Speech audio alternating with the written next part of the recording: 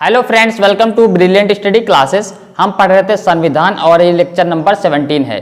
पिछले क्लास का लिंक इस वीडियो के डिस्क्रिप्शन में मिल जाएगा, वहां से आप देख सकते हैं। तो इस क्लास में है यानी कि इस लेक्चर में आज हम पढ़ने वाले हैं कार्य संचालन के बारे में, यानी कि कंडक्ट ऑफ बिजनेस के बारे में। तो संसद के क्या कार्य संचालन है, क्या कंडक्ट ऑफ बिजनेस है, इसके बारे में डिस्कस करने वाले हैं। तो इस क्लास में आज हम आर्टिकल नंबर 99 और आर्टिकल नंबर 100 को कंप्लीट डिस्कस करने वाले हैं, यानी कि अनुच्छेद नंबर 99 और अनुच्छेद नंबर 100 को डिटेल से समझेंगे। इसमें दिया क्या है, इसमें कार्य संचालन के बारे में दिया है कि संसद के क्या कार्य संचालन है और सदस्यों द्वारा शपथ कैसे लिया जाएगा और मतदान क्या होगा, रिक्तियां यानी कि पोजीशन को भरने के लिए क्या रूल्स हैं, इसके बारे में दिया गया है। तो चलिए क्लास को स्टार्ट करते हैं। तो सबसे पहले हम बात करते हैं कार्य संचालन, तो यानी कि पार्लियामेंट के क्या कार्य संचालन है, सदस्यों के क्या कार्य संचालन है और ओथ कैसे ली जाएगी, इसके बारे में पढ़ेंगे। तो आर्टिकल नंबर 99 क्या कहता है, अनुच्छेद नंबर 99 ये कहता है सदस्यों द्वारा शपथ या प्रतिज्ञान। कहने का मतलब है सदस्यों द्वारा शपथ लेना। आर्टिकल नंबर 99 के अनुसार संसद के प्रत्येक सदन का प्रत्येक सदस्य अपना स्थान ग्रहण करने से पहले राष्ट्रपति या उसके द्वारा इस निमित्त नियुक्ति व्यक्ति के समक्ष तीसरी अनुसूची के इस प्रयोजन के लिए दिए गए प्रारूप के अनुसार शपथ लेगा और उस पर हस्ताक्षर करेगा। आर्टिकल नंबर 99 के अनुसार अगर कोई सदस्य, चाहे वो लोकसभा का हो, राज्यसभा का हो, अगर वो सदस्य चुना गया है, चुना जाने के बाद उसे शपथ लेना पड़ेगा, तभी वो अपने पद को धारण करेगा। बिना शपथ के वो अपने पद को धारण नहीं करेगा। वो शपथ किसके समक्ष लेगा, वो राष्ट्रपति के समक्ष शपथ लेगा।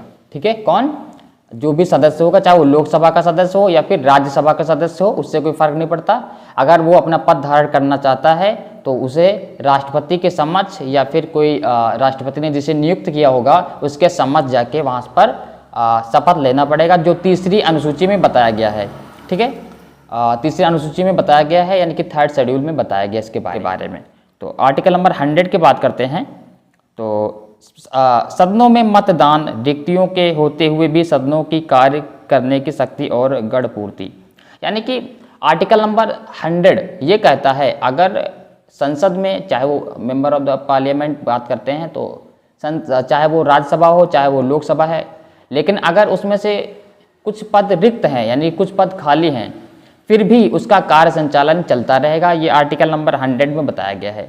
फॉर एग्जांपल, अगर बात करें राज्यसभा की, तो राज्यसभा में होता है उपसभापति यानी चेयरमैन ऑफ द काउंसिल।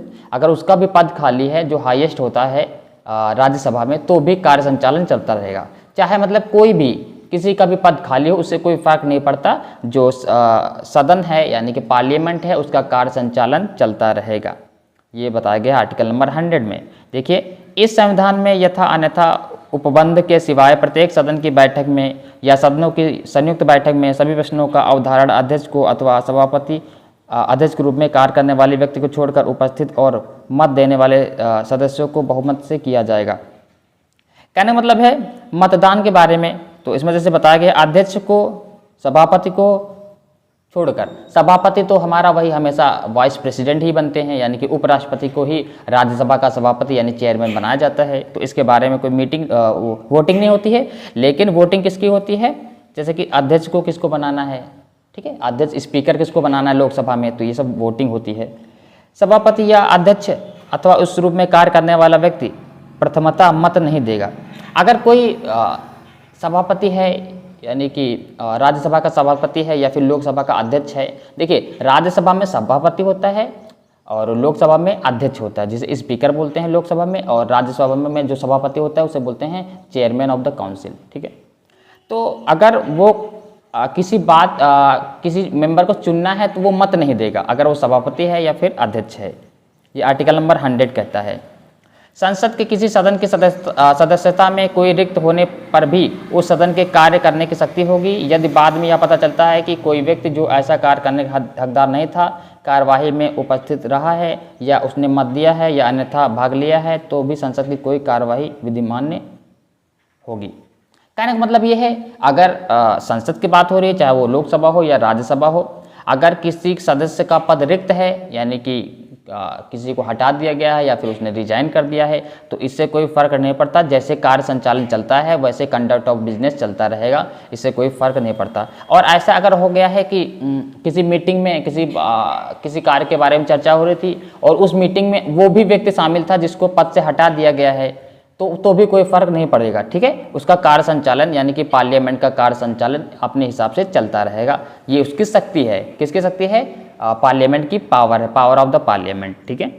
जब तक संसद विधि द्वारा अन्यथा उपबंध न करे तब तक संसद के प्रत्येक सदन का अधिवेशन गठित करने के लिए गणपूर्ति सदन के सदस्यों की कुल संख्या का 10वां भाग होगी।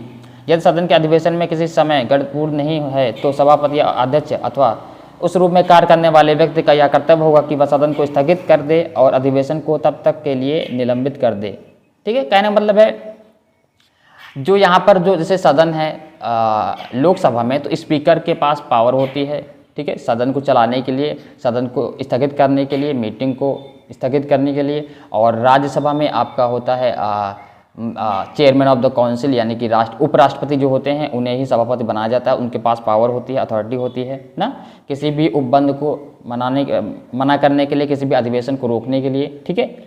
तो ये चीज़ इसमें बताया गया है।